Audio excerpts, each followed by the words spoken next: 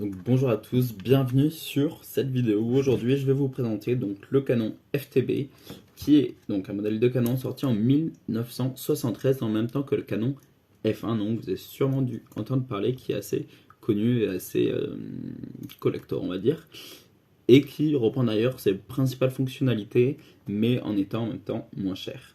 Et je vais vous présenter dans cette vidéo le premier modèle qui est sorti en premier, car il a eu ensuite une évolution comme vous pouvez voir. Donc la différence entre les deux, la principale différence, c'est que sur le nouveau modèle il y a un petit bout de plastique noir qui a été amélioré, et ensuite ils ont enlevé le côté métallique qu'il y avait sur le premier modèle, que j'apprécie beaucoup, que je trouve d'ailleurs assez dommage qu'il a enlevé. Et donc je vais vous présenter donc ce premier modèle. J'ai également fait une vidéo sur l'autre modèle qui est un petit peu plus récent. Je vous laisse aller regarder donc sur ma chaîne YouTube.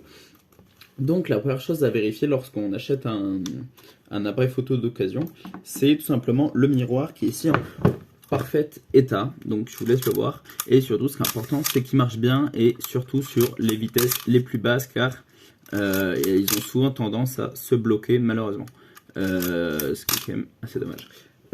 Ensuite, une fois que vous avez vérifié le miroir, un autre point important à vérifier, ça va être la pile.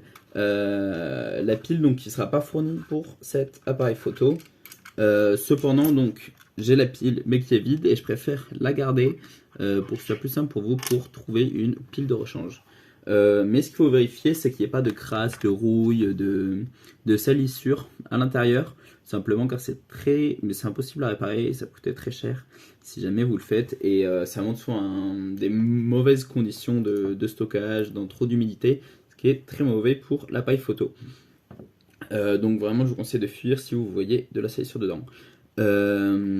Donc dans les différentes spécificités, il y a un mode de retardement que il faut donc déjà charger, et ensuite juste vous appuyez, et donc c'est un retardement de 10 minutes, très long, 10 minutes quand même, de 10 secondes. Donc je vois, donc là ça va juste déclencher la prise de photo. C'est quelque chose qui est assez rare d'avoir un retardateur qui marche sur les vieilles appareils photo. C'est souvent un point qui vient souvent bugger un petit peu, et donc qui fait prendre en valeur l'appareil photo. Si un jour vous voulez le revendre ou quoi que ce soit, c'est bien d'avoir un retardateur qui marche. En termes de vitesse, on va de 1 seconde à 1 millième. Et ensuite ici vous avez une petite bague que, en soulevant, vous pouvez modifier les ISO. Vous avez un compteur de vue ici qui augmente à chaque fois que vous prenez une photo, et vous avez le mode on-off.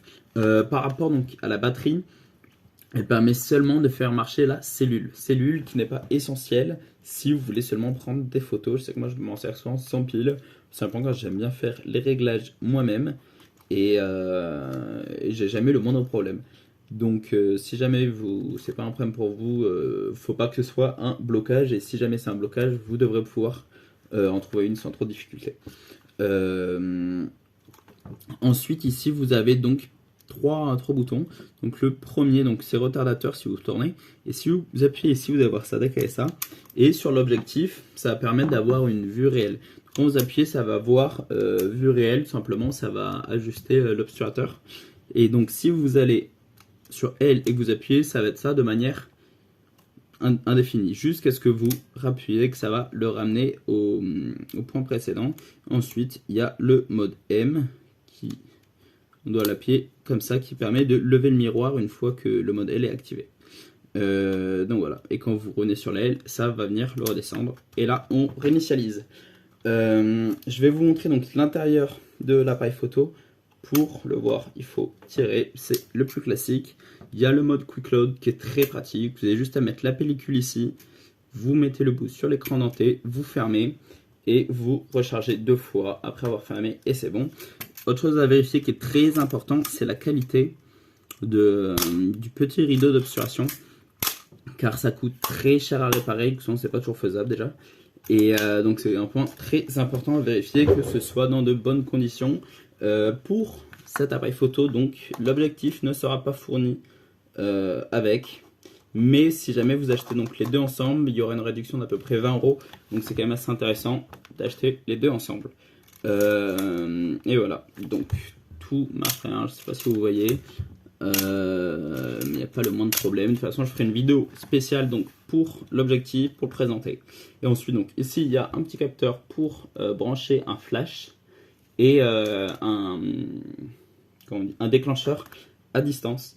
Donc voilà, j'ai fini pour la présentation de cet appareil photo. J'espère que ça a été clair. Si vous avez la moindre question, n'hésitez pas à me la poser par mail, par Le Bon Coin ou même en commentaire YouTube. Je serai ravi d'y répondre et je ferai de mon mieux.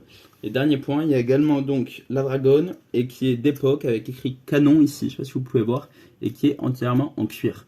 C'est un autre point qui est assez important et que je trouve très sympa d'ailleurs. Donc voilà, je pense que j'ai fait le tour.